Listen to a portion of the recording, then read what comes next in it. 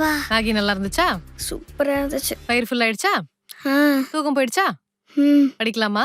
ம் இன்னைக்கு நாளைக்கு லாஸ்ட் எக்ஸாம். என்ன பயப்படுறியா? கொஞ்சம் பயமாக தான் இருக்கு. இந்த வாட்டி நான் ஃபெயில் ஆயிட்டேன்னா அம்மா என்ன சொல்லுவாங்கன்னு தெரியல. மேக்ஸ் எல்லாம் மனப்பாடம் பண்றியாடி? ம், எனக்கு எதுவுமே புரியல இன்னைக்கு. உனக்கு ஒண்ணு தெரியுமா? ம் ம் நானும் சின்ன வயசுல உன்ன மாதிரி தான் இருந்தேன். நான் சொல்றது யாருக்குமே புரியல. இன்ஃபேக்ட் நானும் எல்லாத்தையும் மனப்பாடம் பண்ண ஆரம்பிச்சேன்.